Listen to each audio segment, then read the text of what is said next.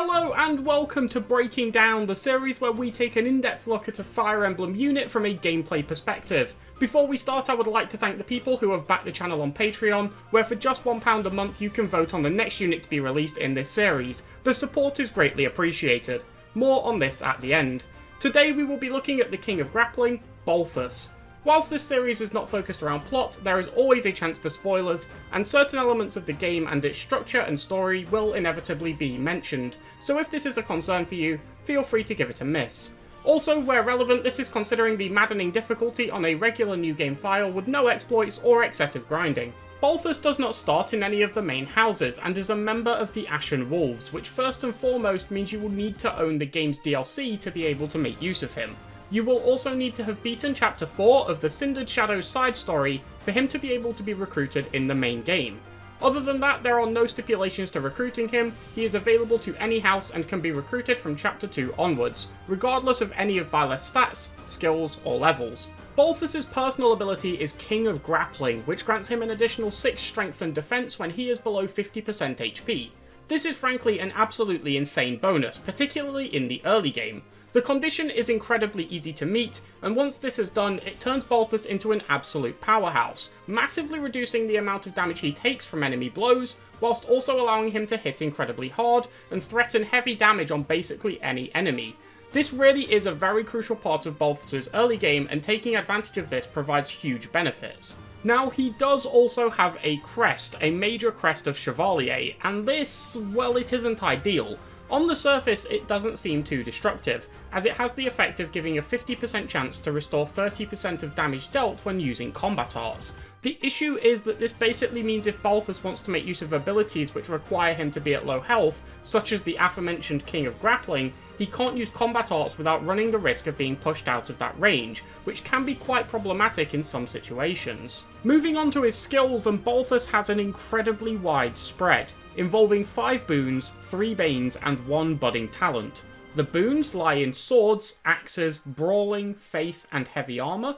The banes sit in lances, bows, and flying, with the budding talent standing in reason. This means that the only skills not involved here are riding and authority, but even then, authority has a raised base of E+, rather than the standard E, meaning that riding is the only truly untouched skill in Balthus' spread, meaning there is quite a lot to go through here. Let's start with the banes, and they do fall in some quite impactful areas. Lances and flying both holding banes can heavily impact any thoughts you may have of making Balthus a Wyvern Lord, particularly the latter due to its A requirement. This is a very strong class, so this is notable. However, it has to be said that it wouldn't be a particularly great option on Balthus anyway. It would certainly have some use cases, but the gated access here isn't as bad as it potentially could be for other units who would appreciate this class a lot more. The Lance and Bowbanes can also impact Balthus in the early game, since they hold access to 2 very strong early combat arts at the D rank. Curved Shot from bows, and Tempest Lance from lances, obviously. These are desirable for any unit, but requiring the investment through the Bane, especially early where this can be quite limited, can be off-putting. Bows are also useful for another purpose, which is classing into Archer for its mastery ability, hit plus 20, so this Bane holds further impact here. That being said, whilst the Banes can all have some impact, none of them are huge roadblocks or overly problematic. You have ways to work around them, and there are plenty of class options that will only require small detours into some of these areas. So considering this, the situation surrounding these could certainly be a lot worse. They are annoyances, but relatively minor ones. Unfortunately, Balthus isn't too heavily impacted by them, so all things considered, this could definitely be better, but it could also be much worse. The budding talent in Reason will grant Black Magic crit plus 10 when mastered by tutoring in the area 12 times, which is a bit of a mediocre reward. It's just not a particularly stellar ability and will almost definitely be unimpactful, especially considering that Balthus doesn't have a great spell list, so may not make use of this at all. The reason lists are all just damage hitters, but will usually be relatively ineffective compared to physical options. In Faith, despite having a boon, other than the defaults of Heal and Nosferatu, he only has Seraphim, which is impactful against monsters but otherwise lackluster, and Restore, a very situational spell which removes status conditions. All of this combined makes a magical path with Balthus look pretty uninspiring. None of the spells really offer enough on their own to make it worth it. This means that the Reason Budding talent is very low value, and whilst a little more can be gotten from the Faith boon if you choose to look at going into War Monk, this still isn't a particularly desirable option, so this is unlikely to play a very large role in Balthus' pathing. All in all, Balthus is probably better sticking to the physical areas, so let's look into those a little more. Heavy armor and swords are fairly similar, with their main benefits being in some class pathing options. There isn't a ton to be gained by the things actually given from these, although easier access to low-level sword prowesses can be nice, since in the earlier game these can be a nice weapon to make use of thanks to having a decent balance of accuracy, might, and weight. So starting with a level 1 prowess here can provide some minor benefits outside of just making it easier to reach some desirable classes later down the line. The boon in axes can play a very large role in Balthus' class pathing too, although this time much more persistently throughout the game, rather than just for one or two options. The easier access to prowess skills, particularly Axe Prowess 2 from base, are also very nice to have here, more so than in the case of swords, since axes can be much more of a primary weapon type throughout the game for Balthus. There is one combat art here that can be useful, Diamond Axe at the C+ rank, which gives 14 might, but reduces hit by 20, making it a very hard-hitting but also rather risky choice of attack. The Gauntlet boon is similar, providing benefits to Balthus' class pathing and providing easier access to prowess skills which can be useful throughout the game, however also not providing a whole lot in terms of actual useful combat arts or abilities, mostly just easier access to other things. The lack of high-power late-game tools means that Balthus will often spend this portion of the game taking advantage of things that can be acquired through classes, rather than things that he himself brings to the table. One other thing that should be touched on is Authority, which, as previously mentioned, is raised slightly off of the baseline E rank, which can make it a little easier to reach some earlier battalion options. It also makes it very easy for him to reach the D rank, where Balthus gets Rally Strength. This lets Balthus give an adjacent ally 4 strength until the start of the next player phase, which can be situationally useful. Although Balthus would usually rather just spend that turn participating in combat himself, it is a nice tool to have. Moving on to take a look at Balthus' stats, the first thing to bear in mind is that he joins at level 3 at the earliest, and not level 1 like the other units. Even with this factored in though, these are quite impressive. His 12 strength is the standout area, giving him very sizable damage off of the bat. His defense is also very good, sitting at 8, making him one of the bulkiest units from the get-go. Of course, whilst both of these areas start off as impressive, they get frankly ridiculous when bolstered by King of Grappling, being taken to 18 and 14 respectively. Balthus is also surprisingly not too slow, with 8 base speed. He won't be running around doubling enemies, but it will prevent him from being doubled in a lot of scenarios, especially with his strength helping to offset weapon weight. On top of this, he has a solid HP pool of 29, so even with the low damage that attacks can do, he can eat a decent chunk of them without worrying too much, and being at half health can still be sustainable for him. There are some stats which do struggle a bit here. Charm is a noticeable one, which is much lower than would be desirable, and can leave it being quite difficult for Balthus to both hit and avoid gambits. His dex and luck are also lackluster, which can minorly affect both accuracy and crit rate, and he also doesn't have the best resistance, so you may need to be careful of mages, particularly if running on low health. Even with that though, Balthus' stats are still a great asset for him and a very strong area of his kit on the whole. So how does all of this translate into Balthus' in-game performance? Well, as soon as he becomes available in Chapter 2, Balthus is an immediate powerhouse, and one of the best units available at this point in time, so I would recommend recruiting him immediately. This is primarily fueled by King of Grappling, along with his stellar stats for the time. Once he gets below that 50% HP mark, the +6 boost to both offense and defense allow him to be an extremely threatening unit, whilst also shrugging off almost any hit that may be thrown at him at this point in time. To put some exact numbers behind this, with King of Grappling active, the Chapter 2 fighters will hit Balthus for 5 damage at base, whilst the thieves will hit for just 2, without any shields or battalions factored in which can minimise this further. Meanwhile, with an Iron Axe, Balthus has 26 might before combat arts, which is the same as base Dimitri using Tempest Lance with an Iron Lance, which is obviously only available on the player phase. Using Iron Gauntlets, Balthus can hit for 19 twice, again allowing for huge damage output. With all of that in mind, it makes Balthus one of the few units who can effectively enemy phase to a productive degree from the outset. He won't be one-rounding, but he will set up kills for anybody who wants them. Just bear in mind that Balthus isn't indestructible here. He takes hits extremely well, but enough enemies will be able to bring him down. Archers can also be problematic due to Poison Strike, which won't kill him, but will leave him extremely vulnerable if any other opponents are in range after that hits. The other thing to keep track of is his crest. Recognizing whether a crest proc would put Balthus out of range of King of Grappling is important, since if it does, it can leave Balthus in a susceptible position, particularly if he has to take a double on a turn where this is not active, since the ability will not activate mid-combat, which can essentially lead to him taking 12 more damage than you were initially expecting, which most of the time will probably end up spelling his death. On most occasions though, a single crest proc will probably just slightly top up his health, just make sure you check before clicking a combat art. As for Balthus's early investment, I think the first place to go is to push up his bows in order to acquire Curved Shot. You do have to fight through a Bane to get this, but considering it's only at the D rank, it isn't too catastrophic. Since Balthus starts in such a strong spot, you don't really need to rush anything else to get him contributing, so he can afford to sink the necessary time into this from the offset. Curved Shot grants 30 hit, 1 might, and is able to be used from 2 to 3 range, so just gives Balthus a lot of flexibility, and the option to exploit his huge damage from more positions or in more situations is always going to be appreciated. Balthus does have one other thing that might be worth picking up before sinking into bow investment, and that is Rally Strength, which comes from D Authority. This lets Balthus grant an adjacent ally 4 strength, and can be useful in certain scenarios where Balthus may be out of range, or need to buff up an ally for a particular reason, such as reaching a one-shot threshold or a weapon weight benchmark. In most cases, just using Balthus himself will usually prove to be more effective, but this isn't always the case, and Rally Strength is definitely a valuable tool. Thanks to his E+ base, this can be reached very quickly, so may be worth grabbing before Chapter 2. When you reach level 5, Balthus will be able to class into the Fighter class. He has the requirements for this from base, so nothing is needed to be able to do this outside of the levels. This gives an additional point of strength whilst in the class, and mastering this will grant the self-explanatory ability, Strength +2.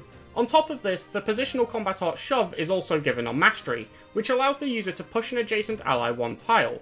Since Balthus can actually have a reasonable enemy phase at this point, it is actually possible for him to master it before level 10 within reason, as he will see a lot of combat. Speaking of level 10, there are a couple of classes here that can be very beneficial to Balthus. His boons are a massive credit to him at this stage, so it is worth taking advantage of. Before we go into the classes he actually wants to use, it's worth briefly mentioning a couple that can provide him with stat boosts. Thief has 11 base dexterity and speed, so if he is behind in either of these areas, you can jump into it to patch those up. It has a requirement of C swords, but can be gambled at D+, which is worth doing if the swords aren't being used for anything else. Armor Knight is another class in a similar position. It has 12 base defense, so if Balthus is low rolling here, he can get right back on track. It has requirements of C axes and D heavy armor. The really ideal thing here is that the C axe rank is shared with a class Balthus does want to certify into here, so you can easily reach that, especially with the D+ base and boon, and then just gamble heavy armor at E+. The class referenced a second ago is Brigand, which provides a strength modifier of 2 whilst in the class, but most importantly, when mastered, it grants Death Blow. This gives the user a boost of 6 damage when they initiate combat, which is huge, especially if making use of gauntlets. Alongside King of Grappling and his stellar strength, this gives Balthus some frankly insane damage output for this point in time, and lets him be a very tangible threat to basically any enemy. The only requirement here is the C axes, which can be gambled at D+, Balthus's base rank in the skill. It's really hard to fault this, and as far as masteries go, I think this one is worth picking up first. The other important mastery here for Balthus comes from the Archer class, which unfortunately is not as gracious in its requirements, needing C bows, a Bane area. On the plus side, if you already got Curved Shot, all you need to do is bump the D to a D+, and you are free to gamble it, which personally I would say is ideal. Considering bows will see a lot of passive growth from use, this isn't bad at all. For mastering Archer, you get hit +20, which gives an additional 20 hits to all attacks, including gambits, increasing reliability fairly noticeably. Before we get into the next stage of the game, it's worth just briefly mentioning to keep some investment into Authority, just to make sure Balthus can use the most relevant and beneficial battalions available to him. It shouldn't need a ton of work, since it does come with a slight edge off of the baseline, and Balthus will probably see enough combat for it to see a steady growth anyway. Just keep an eye on it and give it a nudge in the right direction if it needs it at any point. When you start to look at Balthus's advanced classes, you have to start deciding what you want his role to be on your team, as well as how much investment you want to sink into him, because all of this can play a role in what you do with him next. The main consideration is whether you want him to be a player phase or an enemy phase unit. Unfortunately, dual phasing is incredibly inconsistent for Balthus because of issues revolving around his crest. Most enemy phase builds will want him to be at low HP to trigger certain abilities, but the frequent use of combat arts to capitalise on his player phase will run the risk of healing him up very reliably. If you opted for a player phase build, the best option is to head into Grappler, which only requires 8 gauntlets. Whilst no gauntlet investment has been needed so far, by making use of them throughout the game, Balthus will probably have seen a steady growth here, and alongside the boon and D+ base, it shouldn't take too much to be able to push this up to where it needs to be for this qualification. Grappler itself brings 6 move alongside Fistfare, which allows for massive damage output with gauntlets, but most importantly, mastering the class brings the combat art Fierce Iron Fist. This is an incredibly powerful player phase kill tool, due to the fact that it strikes 3 times in succession, giving enough damage to take out almost any enemy. This also synergizes extremely well with damage buffs, such as Fistfare or Deathblow, since they are taken advantage of 3 times. It does also work with King of Grappling's +6 strength boost. The issue is that clicking this has a pretty likely chance to then heal you out of the range. You will absolutely still make use of it, but you will have to repeatedly set it up, or just not have it there on some turns, but overall it does still play a role here.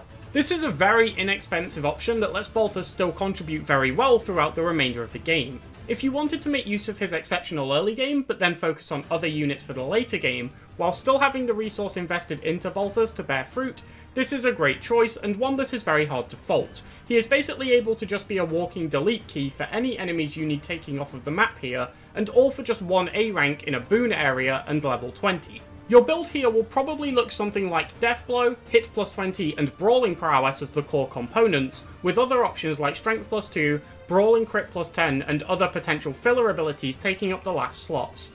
There are some other potential choices here. For example, you could potentially master War Monk and use Brawl Avoid +20 for some added safety, but personally I don't think it's worth it, along with the fact that there are quite a few situations where you may want Balthus to take damage in order to activate King of Grappling. I personally am a big fan of this option here, but there are other choices too. Another strong option is to lean into Balthus' enemy phase potential, which is something he is set up quite well for thanks to having boons in a lot of relevant areas. For this he will require some more tools, and the first of these comes from the Mercenary class, an intermediate option which requires C swords or it can be gambled lower, either of which are easily attainable with the boon. Mastering this grants the ability Vantage, which, when the user is half HP or less, lets them attack first when the opponent initiates combat. The other important skill comes from the advanced class, Warrior, which requires 8 axes to guarantee the certification. Once again an easy target considering his boon, and the time you have to reach this. Mastering Warrior grants the ability Wrath, which uses the same conditions as Vantage, needing less than half health when the foe initiates combat. However, in this case, the user gains a massive boost of 50 critical, massively increasing the frequency of these to the point where you can basically guarantee crits on the enemy phase. By combining Wrath with other tools, such as killer weapons, crit boosting battalions, and weapon crit abilities, you can push his crit to extremely reliable numbers. When used in conjunction with Vantage, this allows Balthus to attack first on the enemy phase and hit with a crit that will do incredible amounts of damage, enough to one-round almost all enemies he faces. This is a very standard enemy phase build, but to his credit, Balthus does reach this a lot easier than most, thanks to having a lot of boons in advantageous areas, reducing both the investment and time needed to reach this. He does also have another advantage, which is King of Grappling being active at the same time as Wrath and Vantage, which not only grants, in essence, an extra 18 damage on every crit, but also a fair chunk of extra safety thanks to the 6 defense which is provided, which in the event of something going wrong, can be a much appreciated safety net. The big drawback of Balthus here is that he basically has no player phase, since using a combat arc can proc his crest, which will almost certainly heal him out of the range of that 50% mark and deactivate Wrath and Vantage. Being able to utilise the player phase can be important in order to eliminate enemy battalion users. When using a gambit, they cannot be countered on the enemy phase, and more concerningly, their attacks will stand a reasonable chance of landing thanks to Balthus' mediocre charm. This will mean they usually have to be dealt with by another member of your team, or you can risk a combat art proc. As long as you are happy to accommodate for that though, Balthus in an EP build can work effectively, and with less investment than most require. If you wanted to go down this route, after reaching level 30, I think War Master is the best option for Balthus. The class provides massive damage, thanks to its innate axe fare and the class's +5 strength modifier. but more importantly, the ability crit plus 20 massively increases the consistency in securing those all-important crits. The class requires A Brawling and A Axes, both boon areas which should have seen plenty of investment throughout the game, so this should not be too difficult to reach by level 30. Here, you are probably looking at an endgame build of Axe Prowess, Hit plus 20, Vantage, and Wrath, with the last spot being more flexible. Death Blow or Strength plus 2 are probably the better options for the bulk of the game, however, should you push Axes up to the S rank, replacing this with Axe Crit plus 10 can be very viable. It's worth noting that with a Killer Axe Plus, Axe Crit plus 10, a 20 crit battalion, and Crit plus 20, you are already looking at 85 crit before Balthus' stats are factored in, alongside other tools such as a Crit Ring. This means he will have a pretty reasonable chance to crit, even without a combat art on the player phase. Not guaranteed, but still very solid. Whether opting for the player phase or the enemy phase is the better option can definitely vary based on the setup of the rest of your team, but I think most of the time I would lean towards the Grappler setup here, giving Balthus a very easy class to reach after his incredible early game, where he can still contribute well without needing a lot of investment at all. That being said, for what the EP build gives, Balthus gets it cheaper than most thanks to having a boon in Swords, Axes, and Brawling, which you definitely can't complain about. There is one other option you can make use of which may actually allow Balthus to be utilised on both phases of the game. However, it requires the use of an ability which comes from mastering a master class, meaning it is not available until very late into the game. The ability is Quick Riposte, which comes from mastering War Master.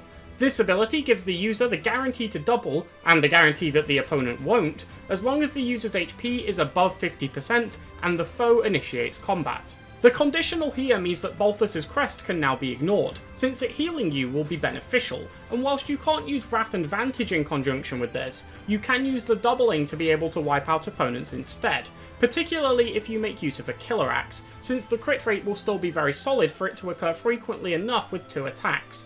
This means Balthus can kill effectively on both the player and enemy phase. There are other issues with this though. Staying over 50% HP on the enemy phase to continue doubling can be challenging, since with this build you won't be attacking first since it lacks Vantage. Stacking protection using battalions and equipment can be ideal for this, and if you feel you need more you can also use a class such as Fortress Knight for added protection here too. This does resolve the dual phasing problem, but I do feel it leaves his enemy phase in a weaker, less reliable state, and also makes Balthus more vulnerable in the process. Personally, I do prefer the other setups, but there is some merit to this, so if you do feel like trying it out, it can be beneficial. Ultimately though, I feel it just comes online too late, and isn't necessarily better than the other options you can and probably will have available at this time. In terms of personal preference, I feel like the lowest investment choice of the player phase Grappler build is the best way to go here, but any of the others can still lead to a unit that contributes very well, and are absolutely valid options. That about wraps up Balthus, a unit with an incredibly strong early game who can settle into some valid late game builds thanks to the benefits provided by classes. I hope this helps you to get the most out of him. I would once again like to thank the people who have backed the channel on Patreon, I really appreciate the support. When the video goes live, the poll for the next unit in the series to be released will still be running, so if you want to have your say, you can do so for just £1, which lets you vote on all of these for a month. Thank you very much for watching.